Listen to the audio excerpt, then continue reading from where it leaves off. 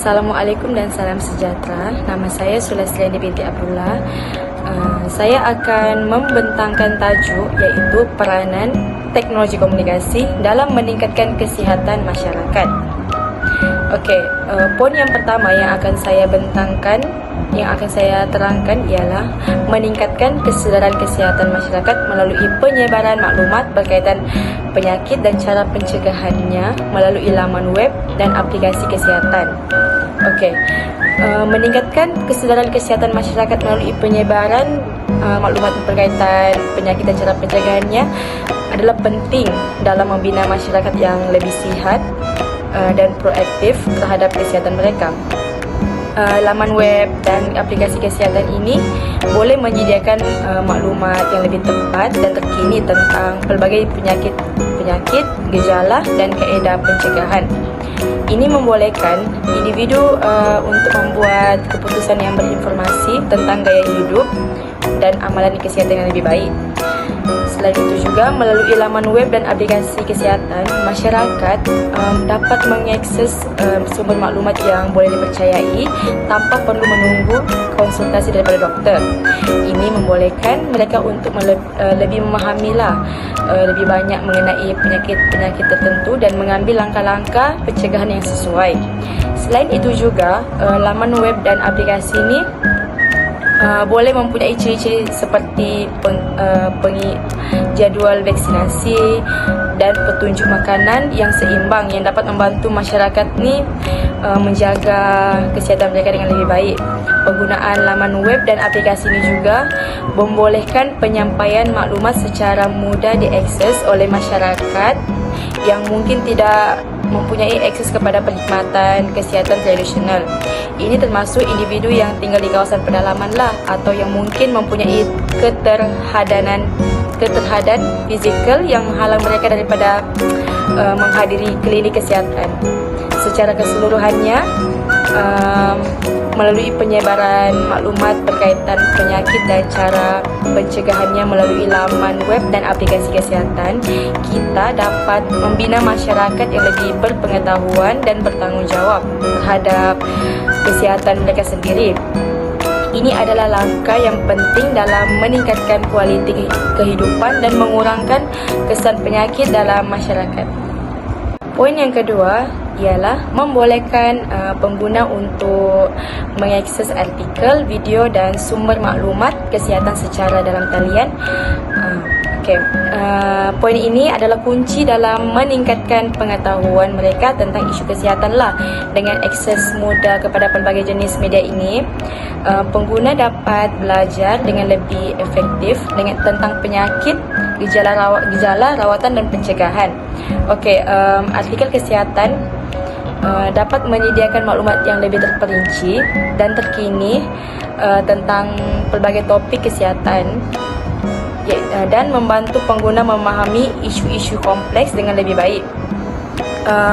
Video kesihatan juga boleh menjadi alat pembelajaran yang berkesan, membolehkan pengguna untuk melihat demonstrasi praktikal, wawancara pakar dan cerita yang mampu memberi mereka inspirasi untuk menjaga kesihatan dengan lebih baik lah. Sumber maklumat kesihatan dalam talian juga sering dikali disokong oleh pakar dalam bidang mereka, memberikan kepercayaan tambahan kepada pengguna tentang kebolehpercayaan maklumat tersebut.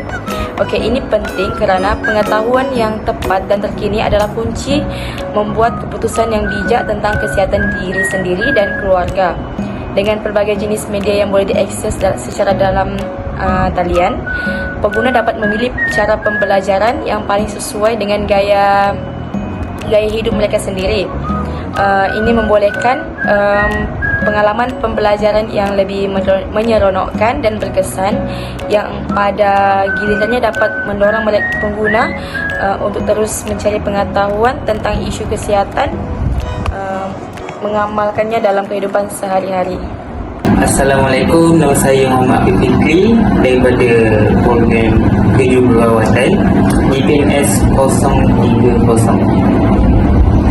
Okey, hari ini saya akan share dengan anda peranan teknologi komunikasi dalam meningkatkan kesedaran masyarakat, iaitu kesihatan, dari segi kesihatan lah. Okey, kita mulakan dengan poin yang pertama. Poin yang pertama adalah kita mempromosikan gaya hidup yang sihat dengan melalui aplikasi-aplikasi pencegahan yang ada pada telefon bimbit, iaitu aplikasi kesihatan. Contohnya aplikasi MySejahtera yang boleh memberikan status terkini pasal isu COVID-19 di negara kita. Selain itu, kita boleh mengemaskini kesihatan diri kita di aplikasi MySejahtera tersebut. Jadi poin yang kedua. Poin yang kedua adalah kita meningkatkan accessibility dengan perkhidmatan kesihatan, seperti membuat temujanji di dalam talian ataupun berbincang dengan doktor ataupun pakar melalui platform perubatan maya. Zaman sekarang banyak menggunakan teknologi.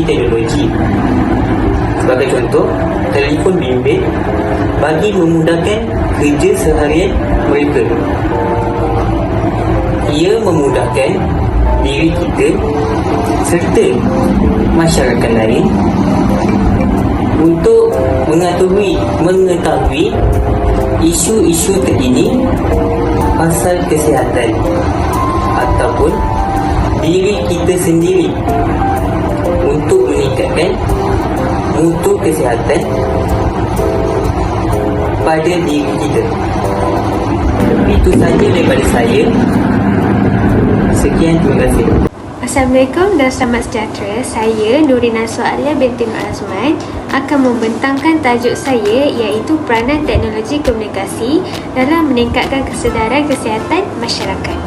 Pertama sekali, peranan teknologi komunikasi ini membolehkan individu untuk berkongsi pengalaman kesihatan mereka melalui aplikasi di media sosial seperti di TikTok, WhatsApp, Instagram dan sebagainya. Sebagai contoh, semasa musim COVID yang melanda kita semua, terdapat sesetengah individu yang berkongsi di media sosial berkaitan dengan tempat penempatan mereka untuk dikuarantin akibat COVID-19. Apa yang dilakukan oleh mereka semasa dalam pusat kuarantin tersebut dan rawatan yang mereka terima semasa berada di pusat kuarantin. Perkara ini secara tidak langsung dapat memberikan kesedaran kepada masyarakat dan dapat memberi sokongan kepada mereka yang menghadapi masalah yang serupa. Selain itu, penguasaan teknologi komunikasi juga dapat memudahkan komunikasi sesama manusia tanpa batasan waktu dan tempat. Kewujudan aplikasi teknologi seperti WhatsApp dan TikTok mengubah cara komunikasi manusia, di mana panggilan suara melalui telefon kini telah ditambah baik dengan panggilan video. Anda dapat bersua muka dalam masa sebenar dan berkomunikasi dengan lebih baik. Perhubungan jarak jauh telah menjadi permasalahan masyarakat pada masa kini. Kelahiran aplikasi media sosial ini telah membuka ruang kepada setiap penggunanya untuk meluaskan rangkaian hubungan ke serata dunia. Sebagai contoh, komunikasi di antara kalangan profesional. Tambahan pula, kemudahan komunikasi ini membantu dalam aspek kesihatan masyarakat. Hal ini kerana pihak profesional boleh membantu individu yang mempunyai masalah kesihatan seperti menghadapi tekanan atau sebagainya dengan memberikan mereka cara-cara untuk mengatasi masalah yang dihadapi dan mendorong mereka ke arah yang positif dengan memberikan mereka dorongan yang sewajarnya. Akhir kata daripada saya, peranan teknologi komunikasi ini sedikit sebanyak membantu dalam meningkatkan kesedaran kesihatan masyarakat. Sekian, terima kasih. Assalamualaikum dan salam sejahtera. Nama saya Syarun Hakimi bin Tahiri. Saya akan membincangkan poin-poin yang seterusnya dalam kebaikan teknologi komunikasi dalam kesihatan. Baiklah, poin yang pertama adalah menyediakan maklumat tentang ubat-ubatan dan rawatan kesihatan. Okey, seperti mana yang kita tahu, rakyat biasa dia tak akan tahu apa-apa prosedur rawatan ataupun apa-apa kebaikan dan keburukan daripada ubat-ubat yang akan mereka ambil nanti. Jadi sebelum mereka ke hospital, mereka boleh mencari maklumat tersebut di internet. Jadi setelah sampai di sana dan mendapat penerangan daripada doktor, pesakit boleh memilih rawatan yang terbaik untuk mereka dengan dengan lebih detail dan lebih berkesanlah untuk mereka. Jadi penyediaan maklumat ini amat penting supaya nanti kalau macam apa-apa berlaku untuk macam pesakit tu lebih teruk ataupun pesakit itu macam dapat simptom-simptom yang tidak pernah dia dapat. Jadi dengan maklumat ni dia tahu, dia macam aku dah baca benda ni, okey, aku terima, aku accept. Macam tu. Jadi pesakit tidak akan salahkan pihak doktor atau pihak hospital sekiranya perkara-perkara yang lain terjadi dengan diri mereka, sebab mereka dah tahu apa yang mereka baca tu betul dan apa yang doktor bagi tahu pun betul. Untuk poin yang seterusnya adalah meningkatkan pemantauan kesihatan. Okey, sekarang ni teknologi kita dah canggih. Kita ada phone, kita ada laptop, kita ada macam smartwatch. Okey, smartwatch ni fungsi dia bukan saja untuk kita call ataupun untuk kita tengok movie, untuk main game. Sebenarnya smartwatch ni juga untuk memantau kesihatan kita. Contohlah macam pesakit tu kan, dia memerlukan dia perlu untuk makan ubat setiap hari mengikut masa yang ditetapkan. Contoh macam 6 jam, 8 jam satu hari kan, dalam kuantiti yang telah ditetapkan oleh doktor.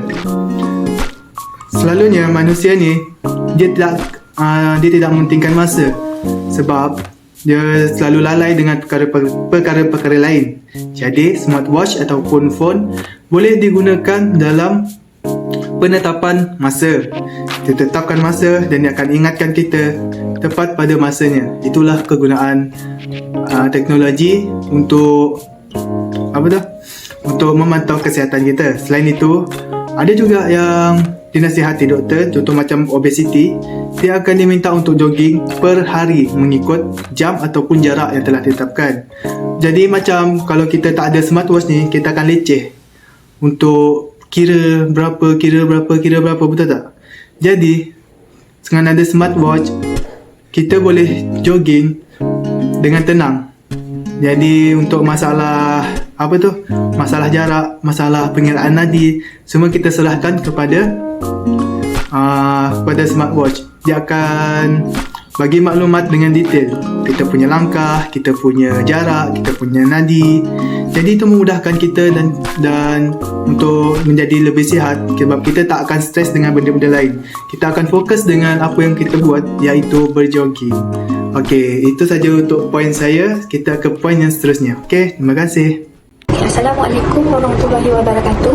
Nama saya Faizatul Isyamina binti Mahmud, ingin membentangkan tajuk peranan teknologi komunikasi dalam meningkatkan kesedaran kesihatan dalam kalangan masyarakat.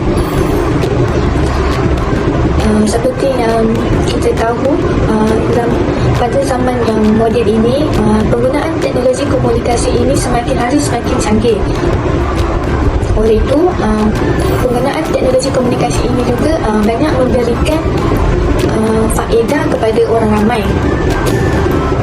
Antaranya ialah kepada pesakit, iaitu ia memudahkan pesakit ini berkomunikasi dengan pakar kesihatan dengan melalui secara atas talian sahaja, iaitu dengan menggunakan aplikasi perubatan dan juga panggilan video. Ini juga membantu pesakit mendapatkan khidmat nasihat dan juga rawatan secara jarak jauh. Sebagai contoh, perkhidmatan telefarmasi. iaitu ahli farmasi ini membantu pesakit dalam membuat pesanan ubat secara maya. Dia tidak perlu pesakit itu datang untuk membeli ubat dengan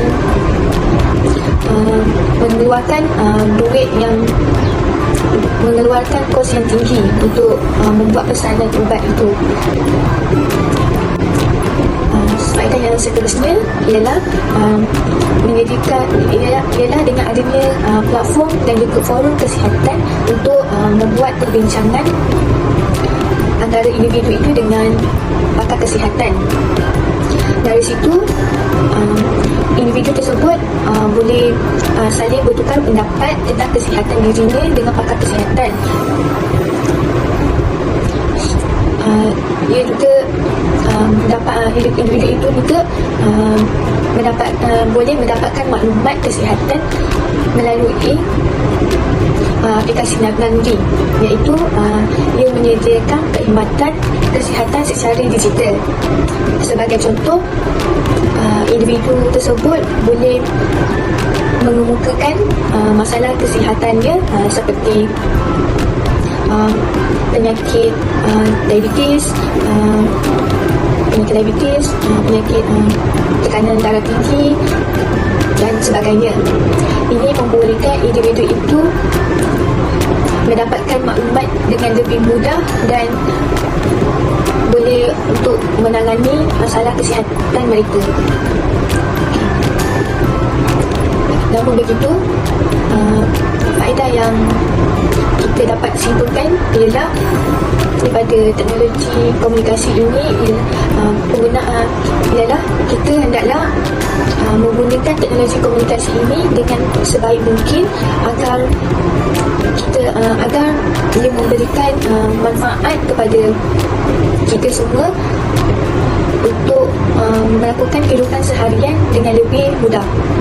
Okey, sekian, terima kasih.